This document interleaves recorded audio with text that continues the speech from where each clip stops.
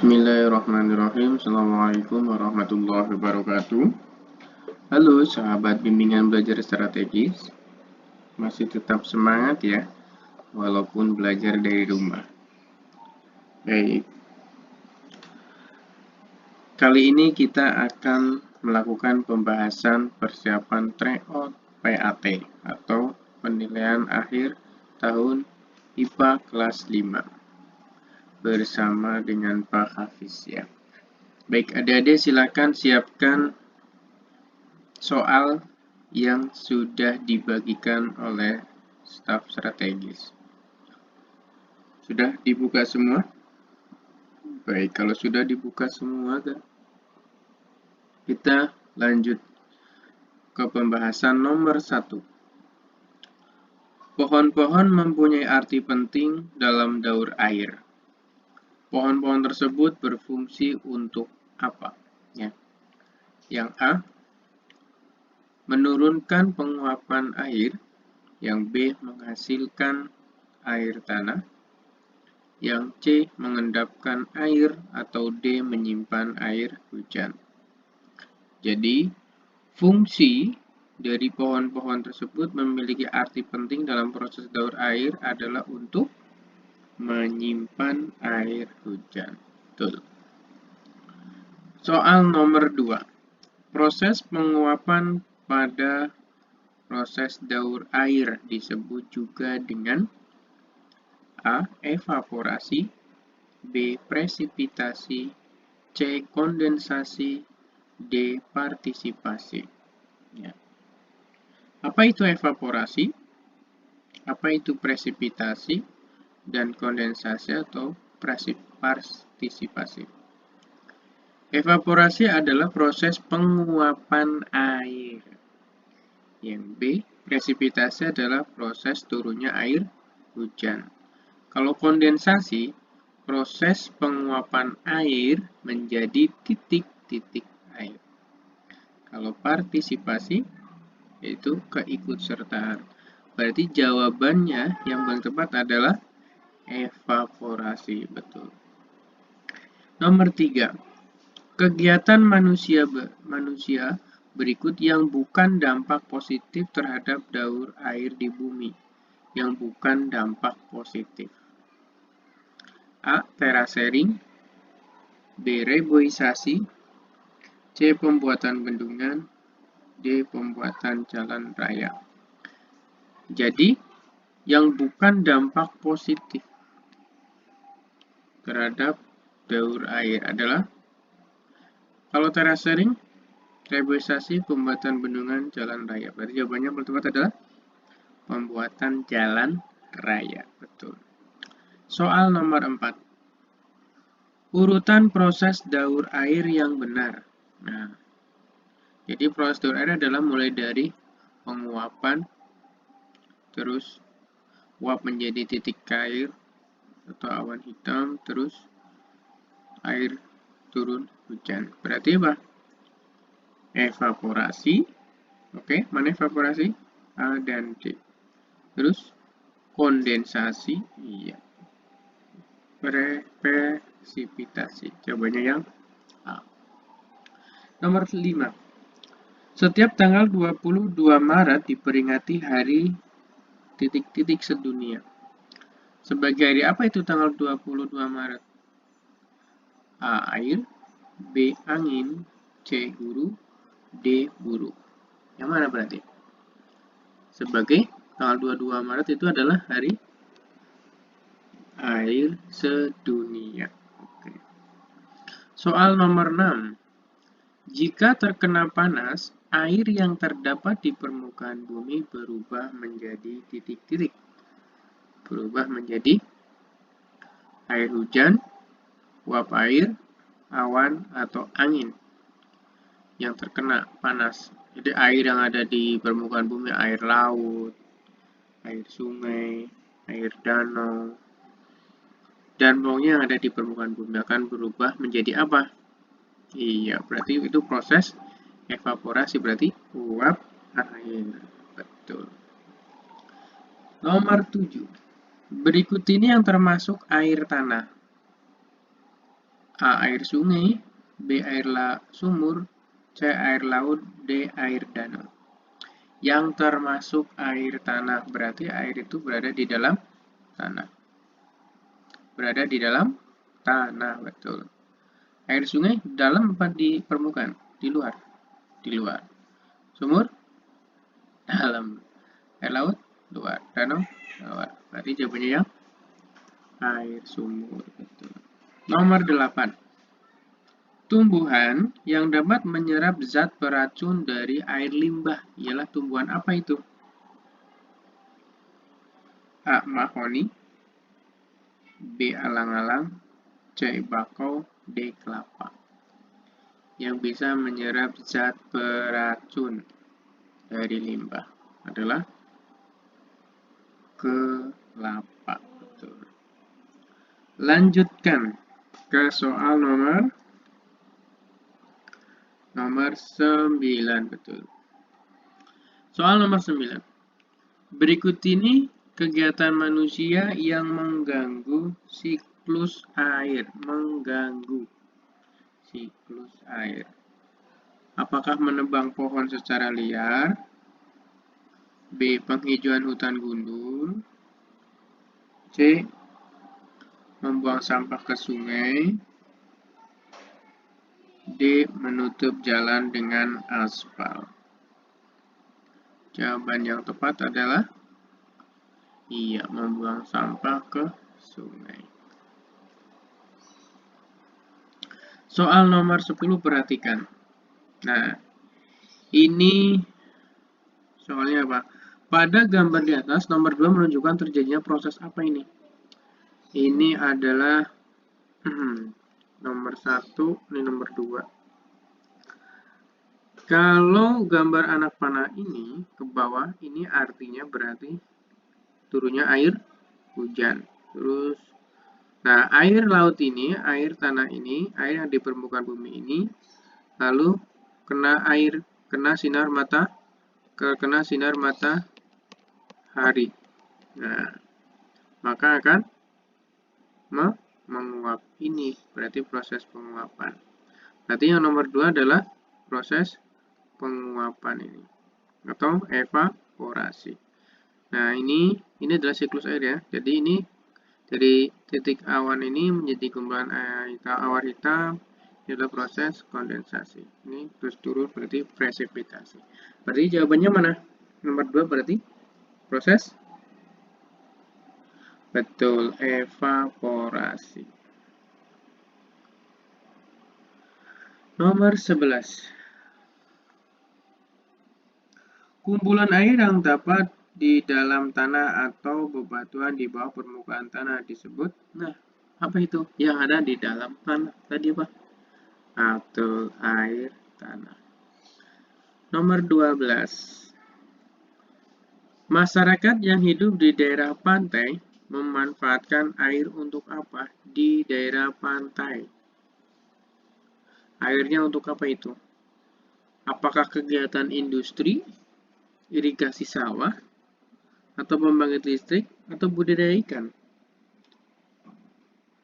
Kalau kegiatan industri, sepertinya tidak ya. Irigasi sawah, nanti tanamannya mati terkena air asin. Pembangkit listrik, juga tidak. Berarti yang paling tepat adalah budidaya ikan. Nomor 13. Berikut ini yang bukan termasuk unsur zat tunggal. Besi, air, tembaga, seng. Zat tunggal berarti apa? Betul, air jawabannya. Nomor 14. Berikut adalah contoh dari campuran kecuali. Campuran kecuali berarti apa? Senyawa. Lanjut ke nomor 15. Zat tunggal yang tidak dapat diuraikan menjadi zat yang lebih sederhana disebut apa? Senyawa, unsur, campuran homogen, campuran heterogen.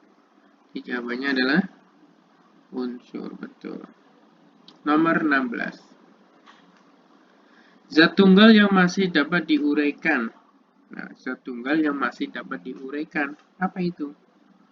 Berarti campuran, senyawa, unsur, materi atau materi.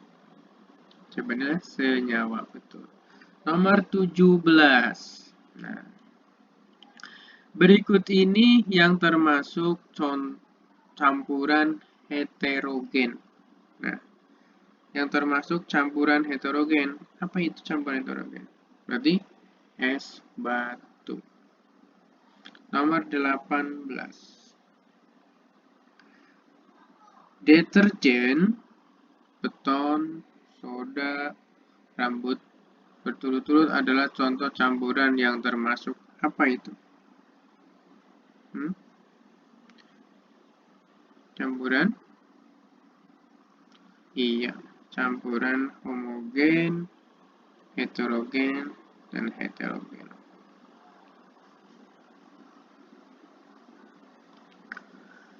Nomor 19. Berikut ini yang merupakan senyawa adalah kecuali. Oh, berarti yang bukan senyawa. Air murni, B. Asam cuka, C. Campuran, D. Amoniak. Jawabannya adalah campuran. Nomor 20. Berikut ini manakah yang merupakan unsur? Nah, unsur A. Gula, pita, magnesium, dan susu. B. Air, pasir, udara. C. Soda kue, bubuk kopi, klorofil. Yang D.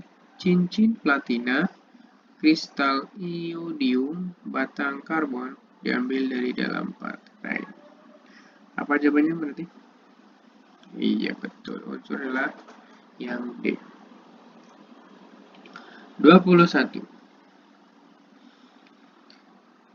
Zat perubahan kristal padat dan berasa manis dicampurkan dengan zat lain berwujud cair, bening, dan tidak berasa. Pencampuran tersebut menghasilkan materi berwujud cair, merata, dan berasa manis. Materi tersebut adalah apakah materi unsur, koloid, larutan, atau senyawa? Berarti apa itu? Betul, larutan. Oke. Lanjut ke nomor berikutnya, nomor 22. Diketahui beberapa sifat unsur sebagai berikut. 1. Konduktor. 2. Titik cair dan titik didih relatif tinggi. 3. Keras tetapi rapuh. 4. Massa jenis relatif besi. Yang merupakan sifat umum dari logam. Sifat umum dari logam. Apa itu? Apakah 1, 2, dan 3? Atau 1, 2, 4? Atau hanya 1 dan 3 atau 2 dan 4? Yang termasuk unsur dari logam. Logam berarti memiliki sifat konduktor. Apakah memiliki titik cair dan titik relatif tinggi? Tidak. Keras tetapi rapuh? Iya. Iya, rapuh. Kalau terkena unsur senyawa. Berarti jawabannya yang C, 1 dan 3. Nomor 23. Campuran yang tidak dapat dibedakan antara pelarut dengan zat terlarut. Pelarut dengan zat pelarutnya. A unsur, B senyawa, C. Larutan. D. Koloid. Yang tidak dapat dibedakan. Apa itu? Iya, betul. Koloid. Nomor 24. Kelompok zat berikut ini yang semuanya senyawa. Semuanya senyawa. A, B, C, D. Mana yang merupakan unsur senyawa? Kalau A, natrium, krom, dan karbon. B, seng, besi, dan kapur. C, perak, air, dan api. D, air, gula, dan garam. Yang merupakan senyawa. Iya, betul. Jawabannya yang D. Kita lanjut nomor 25. Perhatikan benda-benda berikut yang termasuk isolator panas. Isolator panas. Berarti isolator apa? Tidak bisa mengantarkan panas dengan baik. Kalau panci bisa nggak? Panci bisa. Ini konduktor. Ini konduktor. Wajan konduktor. Besi konduktor. Panci konduktor. Serbet isolator. Kayu isolator. Serbet isolator. Kayu isolator. Plastik isolator. Ini yang D. Ya, ini ada panci konduktor. Ini konduktor. Berarti jawabannya yang C. Betul. Nomor 26. Contoh peristiwa yang menunjukkan perpindahan panas secara konduksi. Nah, apa itu konduksi? Berarti perpindahan panas melalui zat perantaranya. Apa itu? Betul, berarti perpindahan panas dari setrika ke baju saat menyetrika. Gitu. Kalau panas cahaya matahari sampai ke bumi, ini radiasi. Memasak air sampai mendidih, konveksi. Terjadinya angin darat dan laut, konveksi. Oke. Nomor 26. Adnan meletakkan sebuah gelas plastik di dekat kompor yang menyala. Beberapa saat kemudian, Adnan menemukan gelas plastik tersebut berubah bentuk karena meleleh. Hal tersebut membuktikan adanya perpindahan panas secara apa itu?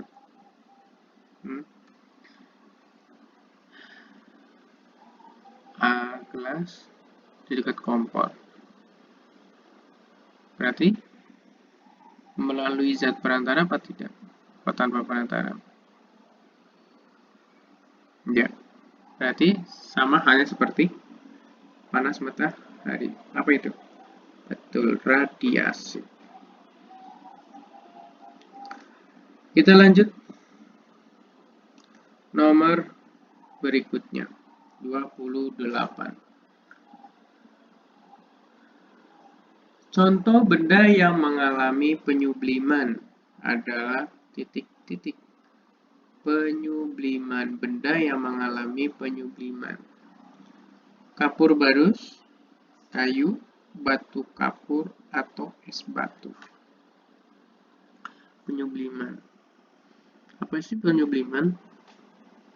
Itu proses benda padat menjadi gas. Berarti jawabannya mana?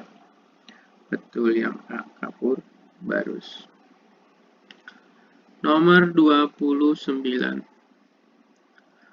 Hanun menyemprot pengharum ruangan di kamarnya, sehingga seluruh ruangan di kamar berbau wangi. Jenis perubahan wujud yang terjadi pada pengharum ruangan tersebut adalah titik-titik. Apa itu? Penyemprot pengharum ruangan. Kalau semprot ruangan pengharumnya itu berarti berbentuk apa? Betul, bentuk cair. cair terus menjadi berbau wangi. Wangi itu berarti jadi apa? Gas. Cair menjadi gas. Apa itu? Kalau tadi menyublim itu padat ke gas. Kalau menguap berarti cair ke gas. Nah, mengembun berarti uap jadi titik air, mencair, padat jadi gas. Ini padat jadi gas. Jawabannya yang B, betul. Lanjut nomor 30. Ibu menjemur pakaian basah di bawah panas matahari. Beberapa waktu kemudian pakaian tersebut kering. Peristiwa perubahan wujud yang terjadi adalah apa? Pakaiannya basah, terus jadi kering. Ada proses apa itu? Dari air menjadi gas. Berarti apa tadi? Air menjadi gas. Betul, menguap. Nomor 31. Menyublim adalah peristiwa perubahan wujud benda apa menjadi apa. Menyublim. Nih, di atas sudah ada. Apa? Padat jadi gas. Betul. 32. Gelas yang berisi air dingin, pada permukaan gelasnya terdapat titik-titik air. Hal ini terjadi karena udara di luar gelas mengalami apa itu? Jadi gas menjadi air itu tadi ini. Gas menjadi air. Apa? Iya betul, pengembunan. 32. Benda cair memiliki ciri khusus, yaitu apa? Ciri-ciri dari benda cair.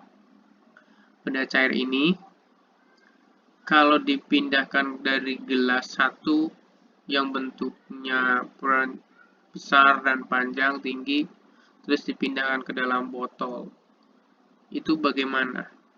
Kita bayangkan. Apakah menempati ruang? Full nggak ruangnya? Tidak. Bentuk dan volumenya tetap? Bentuknya berubah, volumenya tetap. Bentuk dan volume mengikuti wadahnya. Betul. Jawabannya yang volume tetap, bentuk sesuai wadahnya.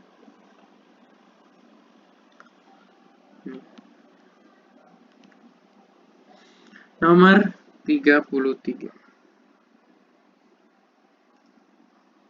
Jaket berbahan wol membuat badan kita hangat meskipun cuaca dingin. Karena wol apa? Kita kalau memakai jaket, kita tidak kedinginan. Apa alasannya? Yang A, menyerap panas dari luar. Apakah panas yang diserap? Menahan panas badan di dalam baju, menahan panas udara di dalam tubuh, meneruskan panas udara dalam tubuh. Jawabannya yang paling tepat adalah yang C, betul, menahan panas udara di dalam tubuh. Lanjut ke nomor 35.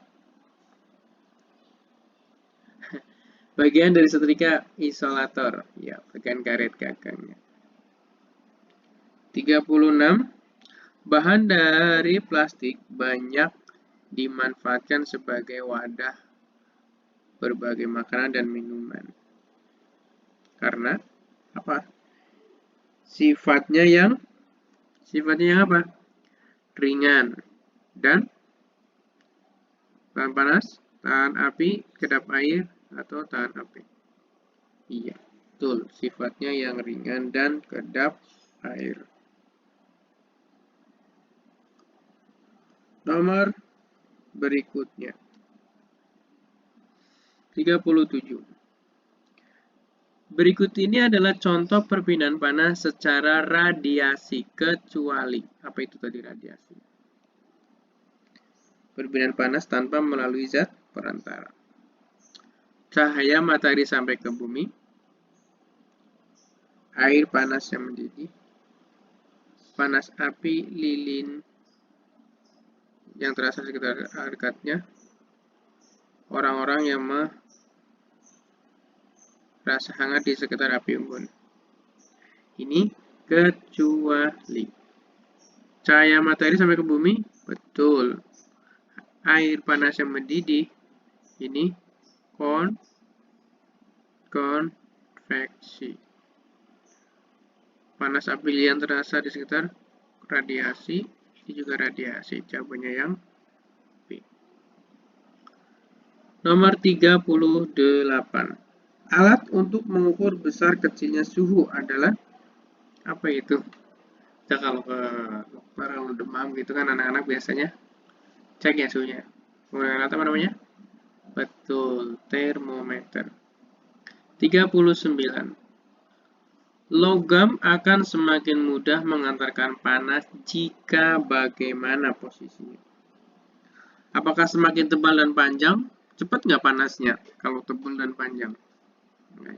Kecil dan berat? Tipis dan luas? Semakin berkarat dan lapuk? Jawabannya yang betul adalah yang C. Nomor 40. Tanah liat banyak dibuat sebagai atap genting karena tanah liat bersifat bagaimana?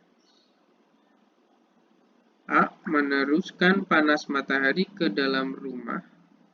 B. Menghambat panas udara luar ke dalam rumah. C. Menahan panas udara di dalam rumah. Yang D. Menghantarkan panas udara luar ke dalam rumah. Mana jawabannya? Disebut genteng itu. Betul, menghambat panas udara luar ke dalam rumah. Jadi kalau atap kita pakai genteng, ya akan menghambat panas udara keluar rumah dibandingkan bukan yang berbahan tanah liat. Oke, kita lanjut ke soal ISEAN. Ke bagian B. Nomor 41. Sebutkan dua contoh peristiwa pengembunan dalam bentuk sehari-hari. Pengembunan, tadi di pilihan ganda juga sudah ada ya. Ini kan, berarti jawabannya gelas yang berisi es batu atau minuman dingin dalam botol. Itu gelas. Yang kedua, daun-daun yang basah saat pagi hari. Ya. Nomor 42. Sebutkan 3 benda yang memanfaatkan bahan konduktor dan isolator dalam sehari-hari. Dalam sehari-hari ya.